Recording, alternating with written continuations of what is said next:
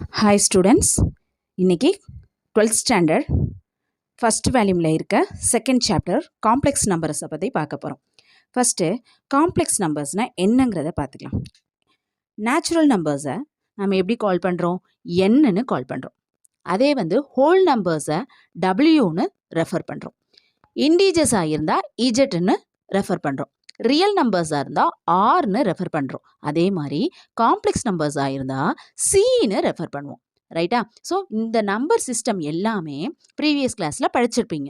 ஆனால் complex numbers இந்த higher ஸ்டடீஸில் தான் நீங்கள் தெரிஞ்சுக்குவீங்க. அப்போ காம்ப்ளெக்ஸ் நம்பர்ஸ் அப்படின்னா அது எப்படி? மற்ற நம்பர்ஸ்க்கும் காம்ப்ளெக்ஸ் நம்பர்ஸ்க்கும் என்ன டிஃப்ரென்ஸு? நம்ம ஆல்ரெடி ஒரு நம்பரை ரூட் கண்டுபிடிக்கிறோம். ஒரு நம்பருக்கு ரூட் கண்டுபிடிச்சா ப்ளஸ் ஆர் மைனஸ் 4ன்னு போடுவோம்.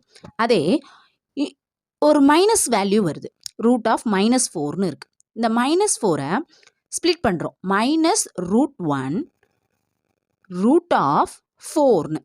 இப்போ 4ஓட ரூட் ஆல்ரெடி தெரியும், 2 2s ஆஃப் 4 ரூட் எடுத்தாச்சு. பட் மைனஸ் 1ஐ எப்படி ரெஃபர் பண்ணுறோம்? இங்கே தான் நம்ம இமேஜினரி நம்பரை இன்ட்ரடியூஸ் பண்ணுறோம். இப்போ root of minus 1 is equal to i. இதுதான் imaginary part. So imaginary part எங்கே வருதோ அதுதான் நம்மளுக்கு என்ன?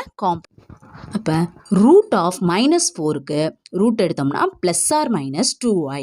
இதுதான் காம்ப்ளெக்ஸ் நம்பர். நெக்ஸ்ட்டு காம்ப்ளெக்ஸ் நம்பரோட ஃபார்ம் என்னங்கிறத பார்ப்போம். Z is equal to a plus ib. இதுதான் காம்ப்ளெக்ஸ் நம்பரோட ஃபார்ம். இந்த ஏங்கிறது ரியல் பார்ட். இந்த ஐபியில் ஐ வந்திருக்கு பார்த்தீங்களா, அதனால இது பிங்கிறது இமேஜினரி பார்ட். அப்போ எக்ஸாம்பிளுக்கு பார்த்தா 2 + 3i, 2 + 3i, 4 + 5i, 11 + 17i, இது எல்லாமே நம்மளுக்கு காம்ப்ளெக்ஸ் நம்பர்.